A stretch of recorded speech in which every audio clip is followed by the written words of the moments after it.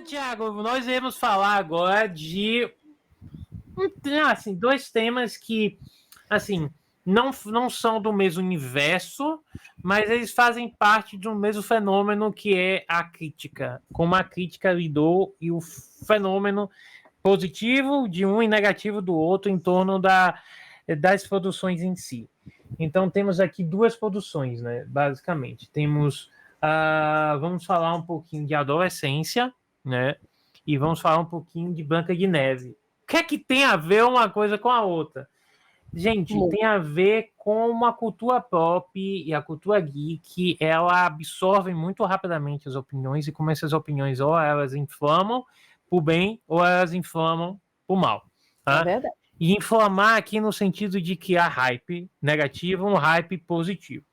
Do lado de Branca de Neve, vou começar a nível cronológico, porque Branca de Neve já tem uma hype negativa desde que Já saíam tem. as primeiras imagens saíam e as pessoas já estavam com a hype negativa. E a minha opinião sobre Branca de Neve é que o filme fala por si, é que a Disney ela tem que parar de querer adaptar todas as suas histórias clássicas, porque nem todas funcionam. O que está mostrando é que, aliás, quase nenhuma está funcionando ultimamente. É isso, né? E eles tentaram meter Mufasa, que não tem nada a ver, gente. É King Lion. E assim, tem nada a ver com o que a gente tá falando, ou tem, mas enfim, eu fico assim, eu achei massa a trilha sonora, e eu fiquei assim, essa trilha sonora era para ser uma animação. Sim. Não era para ser isso aí. Sim. Porque, primeiro, você tá tratando um prequel, porque Mufasa é um prequel de The Lion King. Por que você está trazendo isso para aquele formato e não para a animação? Eu já fiquei tipo assim, cadê a emoção das músicas? Porque uma coisa é você fazer aquele formato ali, aquela imagem fotojornalística, num filme que não vai ter música. Exatamente. Quando você tem a música, volta para a animação, porque na animação você tem a emoção, você consegue representar a emoção dos personagens, você consegue representar o drama daquela jornada, daquelas vivências. Então eu fiquei muito agoniada, porque eu fiz assim, gente, a música tem uma energia muito boa, mas naquele formato se perde, porque o Leão tá assim.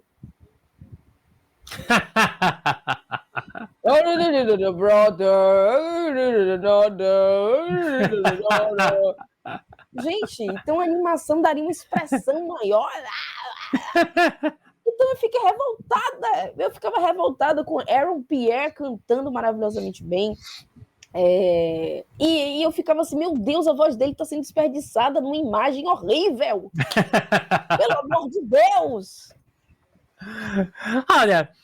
Olha, do Mufasa, minha crítica vai porque foi lançado de qualquer forma, de qualquer jeito, sabe? Não teve publicidade, zero publicidade. Sei lá, eu achei totalmente... Como é que é a história? Eu tenho que lançar alguma coisa? Ele lançou. Com a Disney, ainda a gente devia fazer um vídeo assim, o que está acontecendo com a Disney? Cara, a Disney acho que tá perdendo a mão com as animações porque ela não se renovou. Não é à toa que vai ter mais um Toy Story, sabe? E vai ter outro Divertidamente, temos outro, sei lá, as histórias se repetem ao invés de criar coisas novas. Então a Disney, e aí, por exemplo, só para você ter ideia, esse filme da Branca de Neve, todo mundo disse que ia ser ruim. E as pessoas estão acertando. Antigamente as pessoas falavam isso apenas para pegar no pé, sabe? Para ser do contra ou ser negativo. Não, as pessoas estão acertando porque realmente as pessoas sabem perceber agora, têm a noção de bate o olho numa imagem ou no trailer e percebe que se o audiovisual em questão será bom ou ruim. E todo mundo viu que isso é ruim. Todo mundo viu que isso é ruim. Não combinou as atrizes, com todo respeito a Gal Gadot, acho que, sei lá, não combina com ela. Não nenhum por ela, sinceramente, né? Depois não, quando eu digo desculpa, eu falo no sentido de que a Gal Gadot, ela é colocada no filme como se fosse a única coisa que prestasse. E, na minha opinião, começa por ela o erro, porque a bruxa, ela, a maga, né? A bruxa, a maga, enfim, a feiticeira, ela é, na verdade, uma representação do mal e da inveja. E aí vocês colocam a Gal Gadot que... Vamos lá. Aí é uma questão muito particular. A Gal Gadot é uma mulher bonita? É. Vamos ser sinceros? É. A atriz que faz a Branca de Neve é bonita? É. Também é. Só que o grande problema, qual foi? O mundo vai lembrar da Gal Gadot como o quê? Mulher Maravilha. Então, o que é que os jovens, os adultos jovens falam logo? Pô, Branca de Neve, a bruxa é mais bonita que a Branca de Neve. Pô, você quer comparar a Mulher Maravilha com isso? E vocês acham realmente que não foi de propósito? A Disney não fez de propósito? Você acha que elas escolheram a Gal Gadot porque ela é uma atriz brilhante? Não, elas escolheram a Gal Gadot porque elas sabiam que ia ter um hype, e a tentativa de ter hype. Pô, a Mulher Maravilha tá lá no filme como a bruxa, meu Deus! É isso que eles tentaram, só que deu tudo errado. Porque o filme não foi legal, as atuações não foram legais, não teve química entre os personagens, e é uma história batida, é uma história velha, é uma história que não... É uma daquelas histórias da Disney que a Disney deveria manter no seu livro de clássicos. Sabe? Deixa lá nos clássicos. E assim, gente, quem gosta de Branca de Neve, se é que tem essa pessoa, mas enfim, quem gosta de Branca de Neve que me desculpe, mas eu acho que é muito difícil repaginar a história da Branca de Neve e tornar essa história interessante. Sim. Eu acho que as únicas, não vou botar as únicas, mas eu acho que perspectivas muito interessantes que fizeram isso foi Once Upon a Time, eu acho que, mas assim, é interessante, mas... Até certo ponto. E não por conta da lore da Branca de Neve, mas por conta do que fez as personagens, a profundidade, tudo que se criou ali, porque criou-se algo por trás, né? Um background por trás, que ali faz sentido. Tanto é que se distancia um pouco da Branca de Neve, né? E aí é por isso que é até legal. Eu acho que colocar a perspectiva da Rainha Má, por exemplo, que teve um filme Espelho, Espelho Meu, que a Rainha Má era Julia Roberts, isso. E era uma coisa mais comédia, então perceba que tudo que eu diria que é interessante, que deu certo, é algo que se distancia muito da história. E eu acho que colocar a perspectiva do Caçador também foi interessante, ainda que eu não ache Branca de Neve e o Caçador um filme legal. Eu acho interessante colocar a perspectiva do Caçador. Acho interessante colocar uma Branca de Neve, a ideia, na verdade, porque a execução eu não acho interessante. Colocar a ideia de uma Branca de Neve como sendo uma princesa guerreira. Mas eu acho que são interessantes, beleza, mas essa última, a execução foi muito ruim, eu acho, sabe? E aí eu acho que isso deveria mostrar que perspectivas específicas de Branca de Neve funcionam em live action, bem específicas, não é toda. Você pegar a história... reposicionar ela no nosso contexto histórico e político e socioeconômico, mas manter toda a lore, né? Tipo assim, repaginar alguns elementos, mas manter a essência ali, eu não sei se é interessante. A história da Branca de Neve, eu não acho que é uma história... eu não acho a história interessante por si só, né? Eu não acho a história interessante por si só. Então, é um risco muito grande. Eu acho que você vendo essas outras perspectivas que ganharam o público ou também tiveram a crítica do público, né, uma crítica negativa, que tiveram essa recepção negativa, poderiam te direcionar, tipo assim, talvez a gente não devesse fazer um live action dessa princesa. Sim. Sabe? Eu acho que a gente quer outras princesas do live action. Primeiro, que a gente não quer live action. Já começa por aí. Se for para ter live action, acho que talvez outras princesas com outras perspectivas sejam interessantes. Por exemplo, eu acho que a tríade Branca de Neve, Bela Adormecida e... eu esqueci o nome da outra, meu Deus. Branca de Neve, Bela Adormecida e... Cinderela. Cinderela, isso. Eu acho que chega. é uma tríade clássica que eu acho que já chega. Chega. Acho que todas as adaptações, todas as perspectivas diferentes que poderiam ser feitas, já foram feitas. Chega. Vamos embora disso aqui, vamos embora. Inclusive, até os filhos, dos netos, aqui vem adaptação em dorama, em anime, em mangá, tivemos todos os tipos de mídias com essas obras. Eu acho que já chega, porque eu acho que são princesas. Eu acho que, tipo assim, lá, se a gente for pegar as histórias mesmo da Disney, da animação, eu acho princesas, e aí é uma opinião pessoal, Santiago, se for para me dar hate, pode me dar hate. Eu acho princesas com arcos desinteressantes. Eu não gosto dessas histórias. Eu fingi você. É hate, né? É só para mim o hate. Isso é que é parceiro de esse daí que é meu parceiro. E amigo, diz que é amigo. Mas pode direcionar o hate para mim. Pode direcionar, já tem tanto motivo para me dar hate. Esse aí seria só mais um. Então, eu acho por si só princesas extremamente desinteressantes. Desculpa, não tem approach feminista, não tem figurino, não tem música que faça essas princesas serem interessantes. Elas são chatas. Todas. Elas são chatas demais. Chatonildas. Tem algumas que você tem um potencial muito bom, que quando você explora no nosso contexto, fica muito bom. Tipo uma Mulan da vida, uma Jasmine da vida. Elsa você colocaria também? Eu acho a Elsa muito interessante. Ela tem um potencial a ser explorado muito bem. Qual é a música que fez sucesso? Let It Go. Ou seja, eu não quero continuar sendo o que eu sou. Eu quero ser o que eu quero. Ou seja, é uma mensagem clara. Ela é uma princesa daquele ambiente, daquele reino ali, e ela não quer continuar sendo uma princesa. Então, o que você já está dizendo é exatamente isso. Ninguém quer mais esse estigma. Cansou e ele não é representativo. Em diversas camadas ele não é representativo.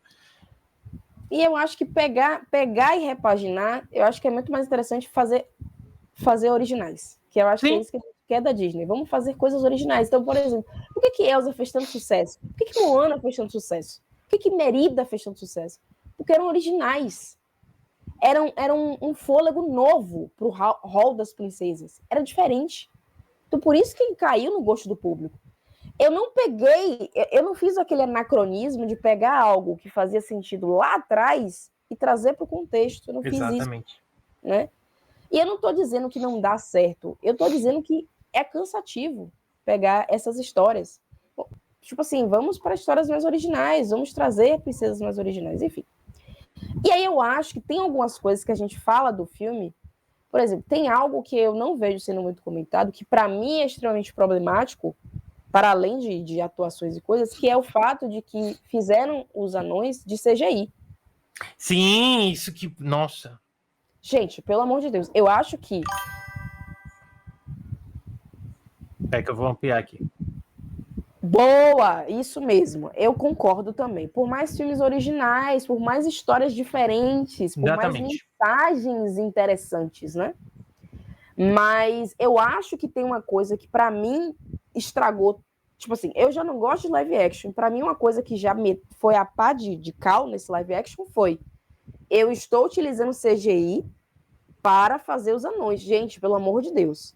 Em pleno 2000, na década de 2020, a gente está falando em CGI quando você poderia contratar atores anões, né, com pessoas pequenas, para ter uma representatividade legal, né, para a gente poder ter mais pessoas pequenas em tela, e em vez disso você vai usar o CGI. Para mim, aquilo ali matou o filme completamente. Mais do que Gal Gadot, que Gal Gadot é outra coisa que mata o filme completamente. Mas aquilo ali, para mim, já matou o filme.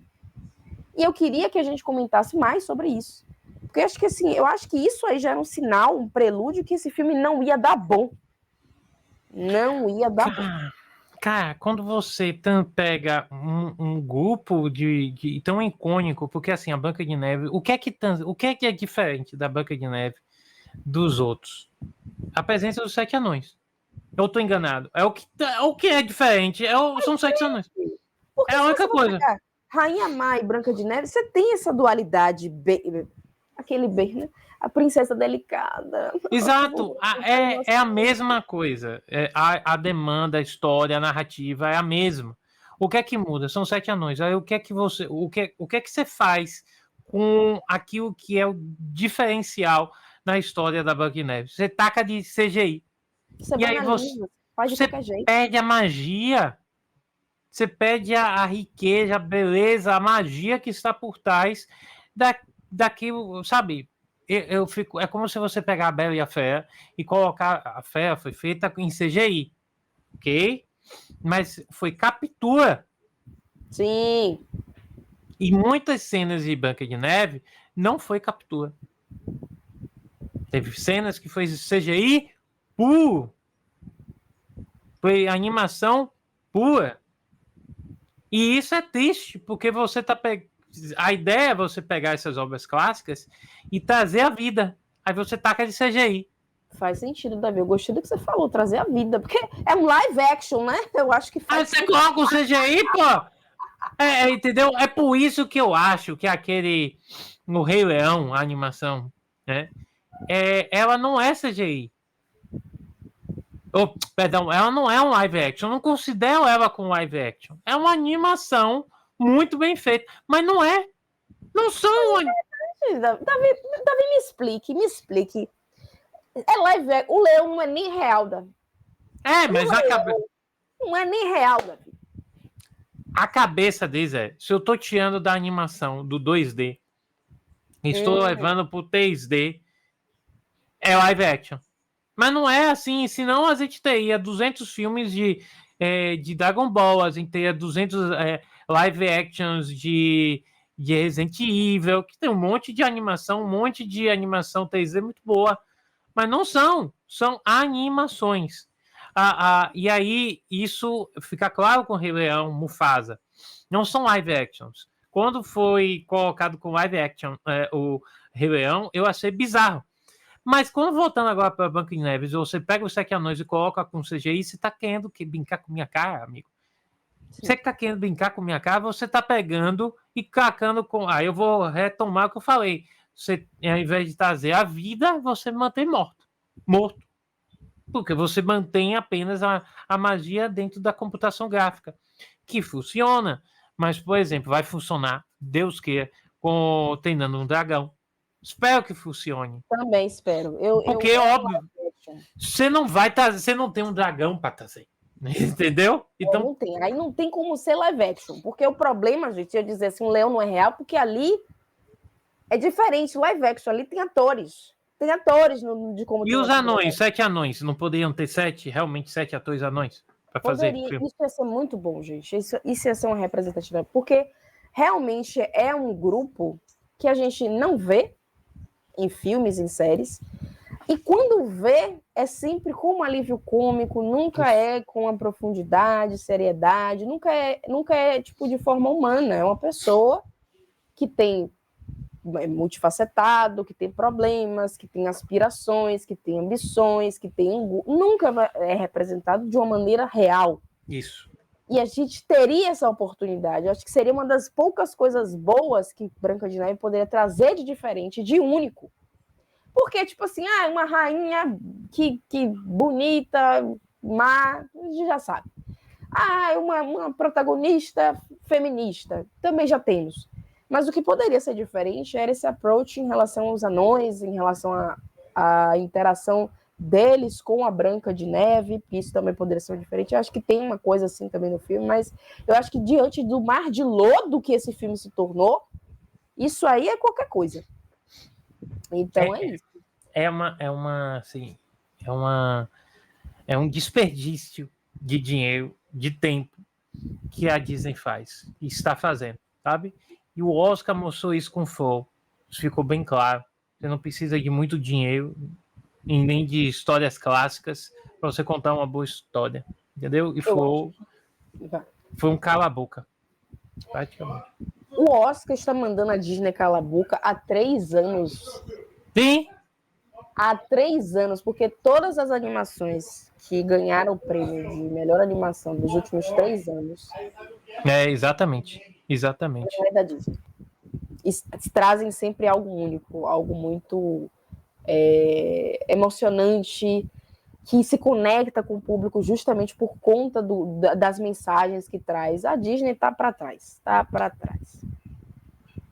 E aí a gente deixa para trás a Disney e passamos para falar de outro tema que também envolveu muito essa hype do tempo, do momento, quando falamos de popularidade, hype, diálogo, opiniões, e estamos falando não mais de filme, agora estamos falando de uma série que falou que falar, uma minissérie, que é a Adolescência. Vamos lá. Você me permite, Santiago? Claro. Vou até beber uma água. Somos aqui, né, pessoas que passaram pela adolescência ou estão na adolescência, dependendo de quem esteja nos assistindo. Na atualidade, óbvio que existe um conjunto de fatores muito diferenciados. Seja por conta das redes sociais, das mídias, seja do streaming, seja a forma que eles lidam com o digital, com o mundo ao redor. É uma maneira totalmente diferente do que há 10, 15, 20 anos atrás. E foi uma mudança vertiginosa e foi uma mudança, assim, da noite para o dia. Se você parar para pensar que há 15 anos atrás a gente não tinha os smartphones que nós temos hoje, não temos as plataformas que nós temos hoje. Então, em 15 anos, tudo mudou. E dentro desses 15 anos, temos uma geração que está sendo formada, praticamente está chegando à sua vida adulta, e outros que no meio do caminho que foram nascendo, e que tem já um contato direto com esse mundo que é um pouco não, é deveras mais superficial nas relações. As interações elas são muito mais fluidas, as interações são muito mais simplificadas e ao mesmo tempo complexas. Elas são simplificadas nos seus canais de comunicação, como as redes sociais, pelo computador, mas elas são complexas, porque elas envolvem não apenas eu estou falando com a Santiago está falando comigo, não envolve toda uma relação, e aí, o que está ao redor, os símbolos que eu faço uma postagem, os vídeos que eu faço a postagem, as imagens que eu coloco também como postagem. Então, nós vivemos uma época bem distante e a adolescência está aí, os jovens estão aí. E a série da adolescência, né, o nome da série, eu vou falar a sinopse rapidinho, né? A vida da família Miller muda drasticamente quando Jamie, de 13 anos, é preso sob a acusação de assassinar um colega de escola. Seu pai, Ed, luta para compreender o que aconteceu, enquanto a psicóloga Brian Ariston tenta desvendar a mente do garoto. O inspetor Luke lidera a investigação determinada a descobrir a verdade por trás do crime. À medida que eu não vou contar o resto, praticamente sinopse está contando o filme, a série toda, né? A minissérie tem 4 episódios e aqui o resumo já tem mais 30 minutos. Enfim, o Adoro Cinema tá ótimo aqui, né? Enfim, a série, então, essa é a premissa da série, tá? Teve uma outra série da Apple TV, que tem até o Capitão América, o Steve Rogers. Isso, que eu assisti e ela é excelente, porque o foco nela é no suspense. Será que ele realmente é o culpado? Será que ele não realmente matou, não matou? Então, aí tem várias questões familiares envolvidas, várias questões de bullying e tal, etc. Então, o foco da série, o ponto focal é o ocorrido, mas as outras coisas que vão ocorrendo ao redor e vão influenciando a narrativa principal. Em adolescência, o foco é em explorar claramente a psique do jovem. Eu acho que foram colocar num sketch dizendo assim, vamos criar uma minissérie apenas com um tema chocante? Qual é? Vamos colocar isso com plano de fundo para, na verdade, analisar as minúcias, assim, os meandros da mente da juventude de 12, 13 anos, como o caso aqui, na atualidade. E vamos chocar com a forma como eles pensam, a forma como que eles agem, e é exatamente o que a série quer criar. e que há sabe, não desgosto, mas uma sensação de incômodo quando você vê uma criança falando o que ele fala, se pronunciando e se comportando da forma que ele se comporta, demonstrando a psique que ele demonstra. E aí tem muita gente que eu conheço, inclusive colegas, professores, pesquisadores, que acham que a série é revolucionária, que a série, meu Deus, como isso é um tapa na nossa cara de realidade. Eu não sabia. Me perdoe, gente. Quem trabalha como professor, quem trabalha no âmbito da educação infantil, educação de jovens adultos, educação principalmente do fundamental, aqueles que trabalham com neopedagogia, psicopedagogia, essas pessoas trabalham com isso constantemente. A forma com que a juventude hoje lida com a relação com o professor, a relação com a escola, a relação com os colegas, a relação com os pais, a relação com os responsáveis, é algo que não é uma novidade, é algo que existe há muito tempo, como eu falei, desde o surgimento e o crescimento das redes sociais, das mídias digitais, das plataformas digitais. Então, quando a pessoa vem com esse choque, dizendo que, que coisa, como eu não sabia que era assim, então, ou uma coisa ou outra. Ou você realmente não tem um filho, não tem uma filha, né? E você não sabe, obviamente, disso.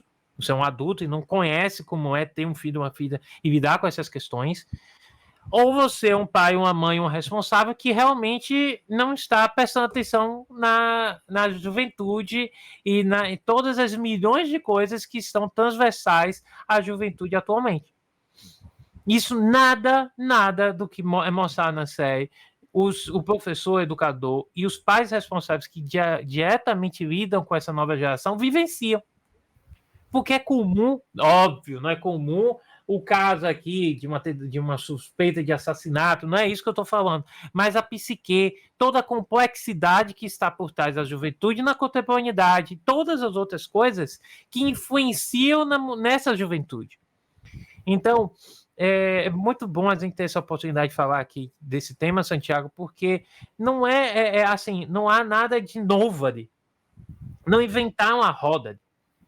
E eu acho que isso é um problema. Por exemplo, até mesmo eu tenho o Threads, e o Threads ele tem uma coisa maravilhosa, que é o algoritmo ali funciona, que é uma beleza.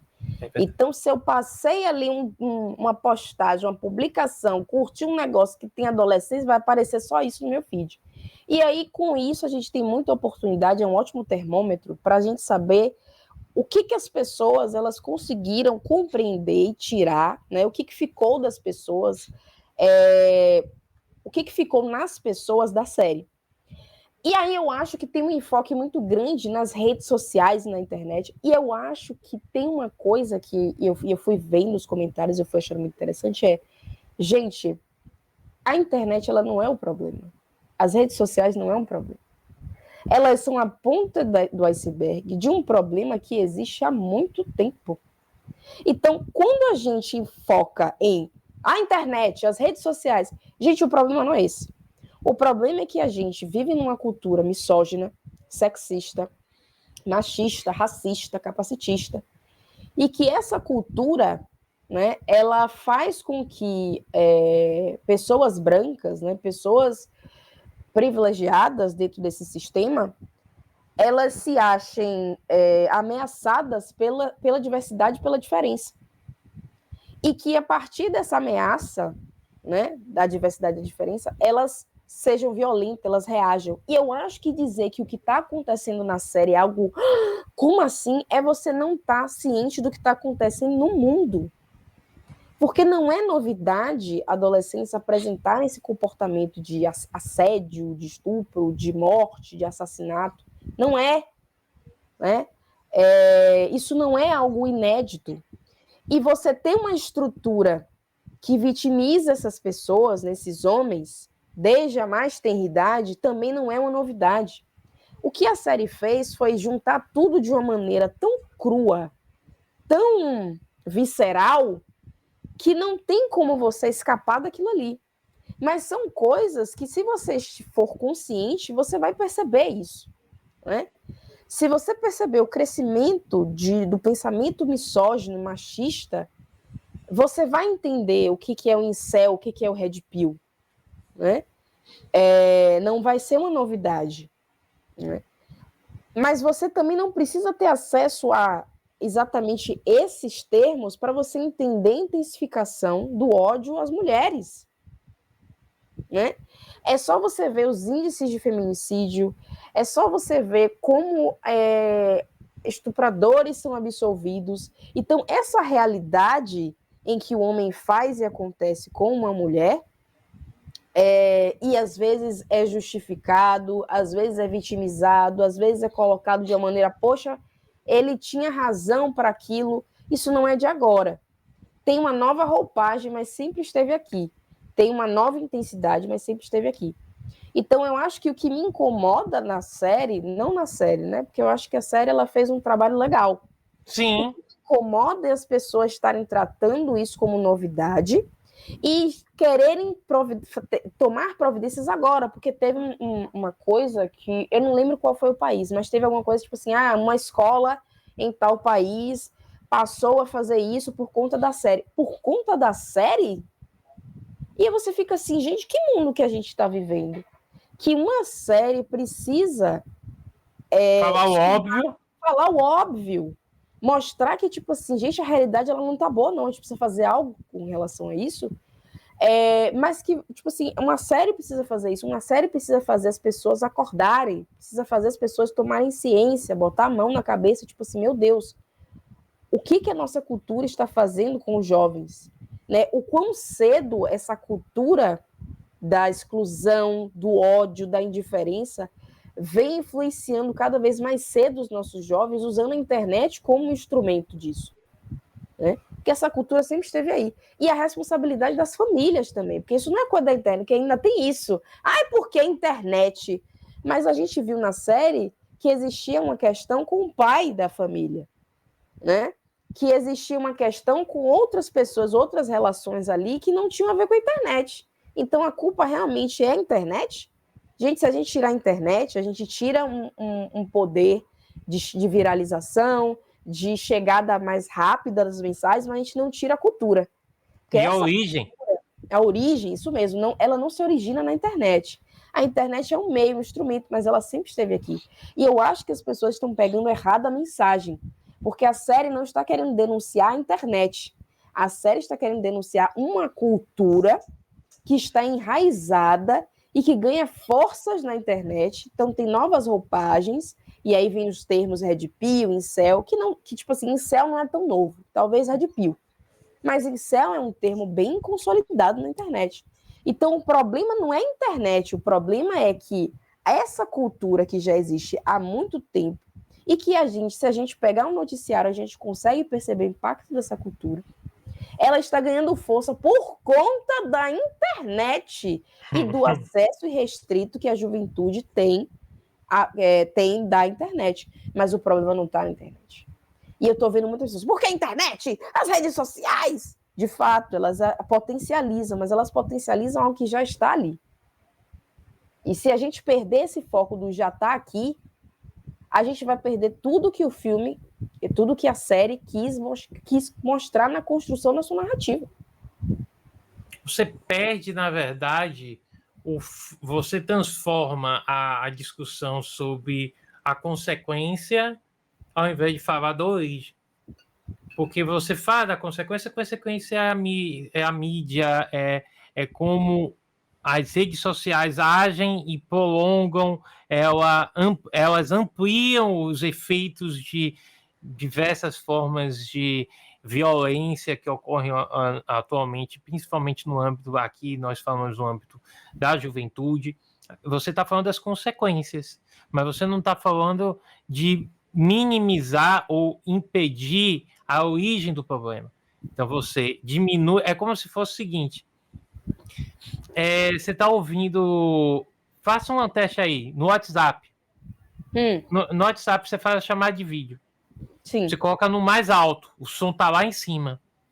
Pô, mas eu não quero aparecer. Eu não quero aparecer. O que é que você faria? Qual é a fonte do problema? É a chamada. Você desliga a chamada, acabou com a fonte.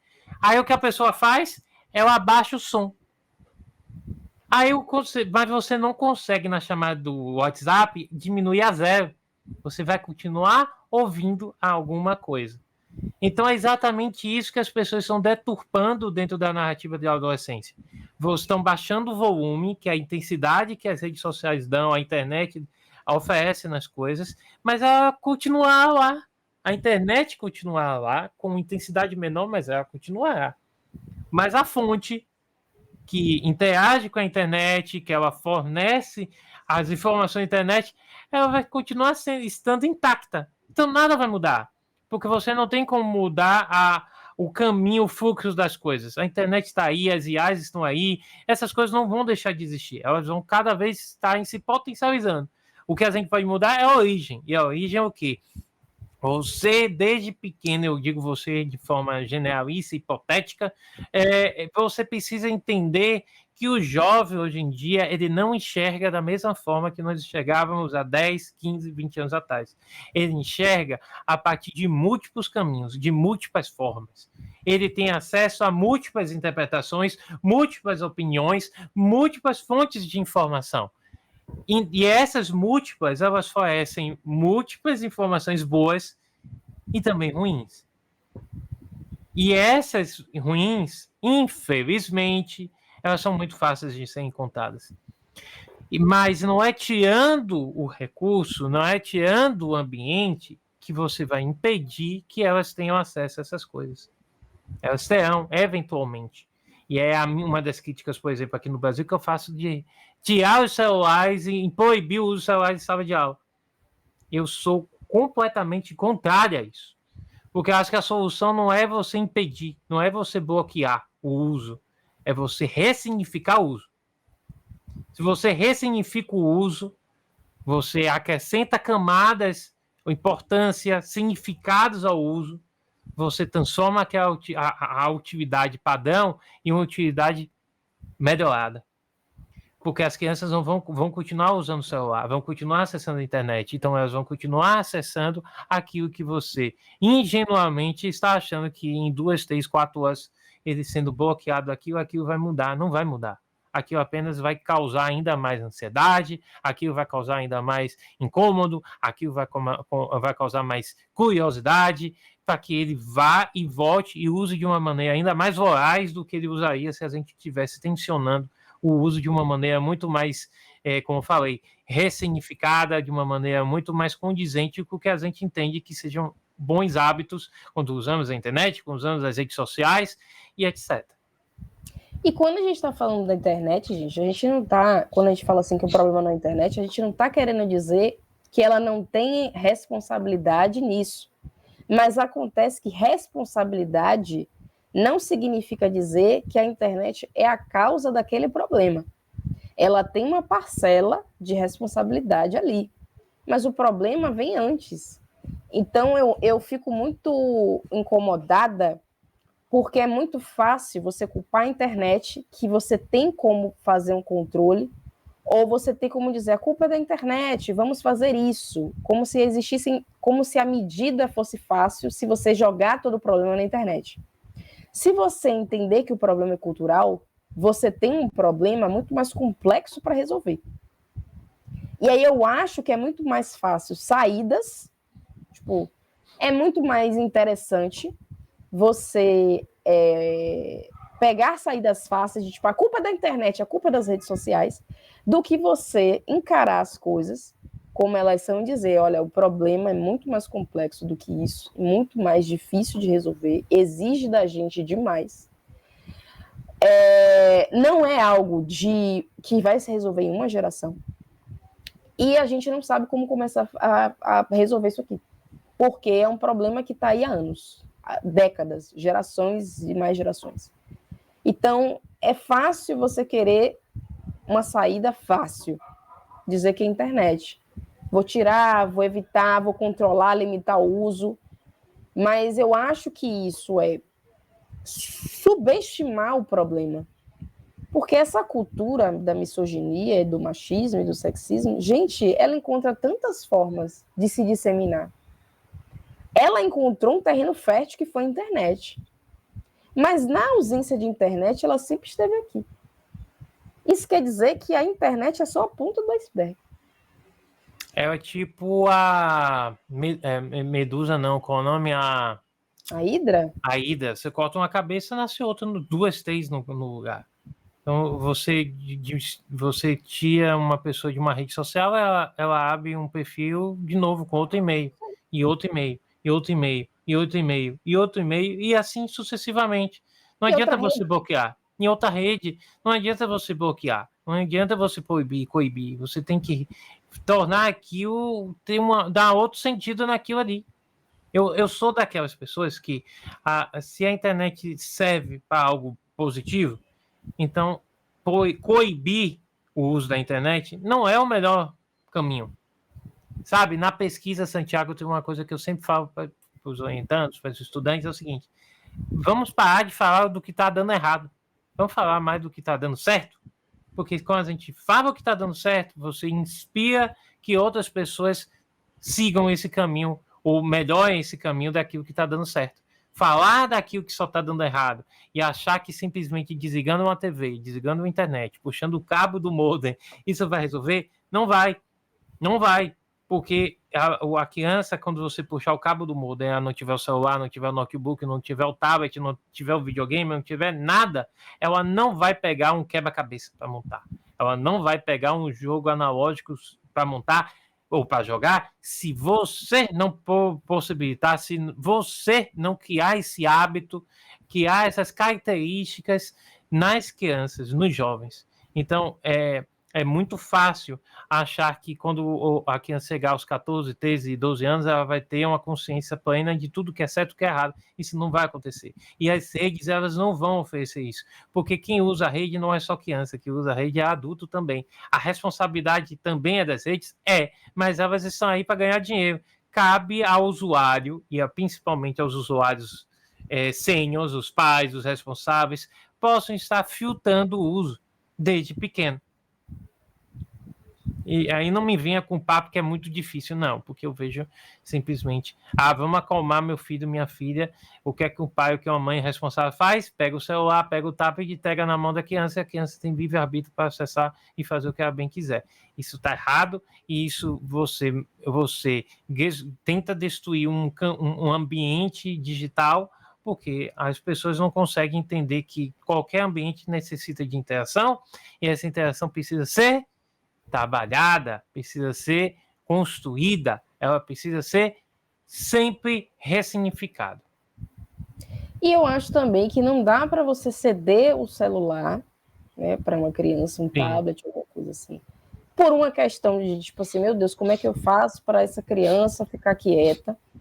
E depois, lá na frente, você querer tirar. Sim. Não tem como fazer isso. É o pior caminho possível. Você deu margem para aquilo, você deu brecha para aquilo, e agora você quer tirar?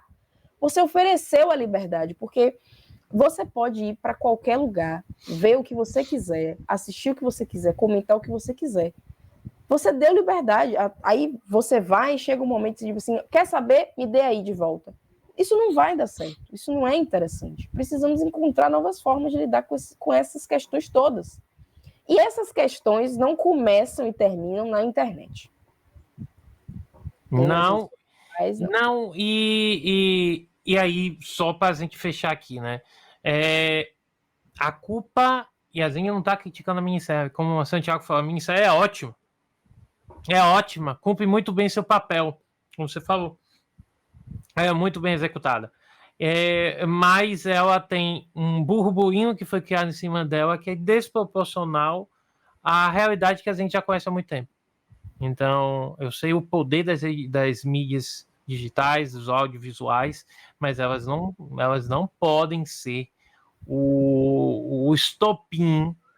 Elas não podem ser o estopim para que as pessoas despertem para as necessidades, despertem para aquilo que é importante, para aquilo que é necessário, se ter atenção dentro de contextos digitais, de plataformas que usam, por exemplo, a imagem e o algoritmo a milésima potência para lhe convencer a você usar e usar muitas vezes até de forma deturpada. Então, a gente não pode criticar algo se a gente precisa estar sempre atento à interação que nós oferecemos a ela e o que nós estamos mediando perante ao uso dos nossos filhos, nossas filhas, nossos estudantes. Tá? É assim. Eu acho legal. Tipo assim, eu acho que tem uma coisa massa do burburinho de adolescência, é que é o impacto da cultura pop, porque chegou ao ponto de, por conta de toda a reverberação da série no público, você ter mudanças sendo feitas em ambientes de formação, né, da juventude. Mas, ao mesmo tempo que isso é incrível, porque mostra o poder da cultura pop, isso também é lamentável, porque a gente precisa de um audiovisual para que a gente consiga enxergar um problema e tomar providências. Então, eu acho isso muito triste. Eu acho que esse burburinho é sintomático do problema. Porque, para muitas pessoas, o problema só se mostrou a partir da série. Exato. E isso é muito doloroso, porque para muita gente o que está acontecendo, como você bem falou, no âmbito da educação, para muita gente aquilo não é novidade, porque é o dia a dia das pessoas. As pessoas estão vendo esses jovens se formando, né, sendo educados por TikTok, por influencer, elas estão vendo por Red Pills, por incels, né? Elas estão vendo isso, né? Tipo assim, olha para onde a gente está caminhando, isso não está legal. Então é muito triste que uma série tenha feito com que as pessoas tomassem consciência de um problema que ele sempre esteve aqui. Né? É isso que me deixa muito triste. Me deixa contente, não contente, mas eu fico muito impressionada com o impacto da cultura pop. Eu acho isso incrível. Né? Não é realmente o nome cultura popular realmente aqui cabe perfeitamente. Mas eu fico muito triste que seja a cultura pop a, de certo modo, educar as pessoas sobre a realidade à sua volta. Isso é triste. O alerta fica aí. Eu acho que, como a Santiago colocou e como a gente está falando antes, o alerta fica sempre na forma com que você interpreta. Ok, você interpretou a série, você viu a minissérie, você gostou dela, ótimo. Mas quais são as mensagens que são passadas ali? Se você toma surpresa pelas essas mensagens, opa, tem alguma coisa errada. E acho que a gente precisa estar atento a essa surpresa, porque essa surpresa, gente, não deveria ocorrer. Essa surpresa não deveria existir. Nós deveríamos ter, na verdade, uma ratificação ali, algo que as pessoas... Nossa, isso aí... que bom que estão mostrando, estão potencializando essa discussão. Não, e não trazer como se parecesse que é uma novidade. Não é. É algo que já está posto há muito tempo. Mas é isso, Santiago. Essa é a nossa discussão aí sobre como as redes e a cultura pop e os meios de comunicação, elas criam hype, ou seja, negativo, como no caso da Branca de Neve, ou como um hype positivo, mas que demasiadamente surpreendente, que é de adolescência. Já que a hype foi para trazer como se algo fosse novo, mas é algo que existe e discutido há muito tempo. Né? Então, essa discussão é bem legal e talvez no futuro a gente volte a tocar nela de outra forma. Né? Acho importante também.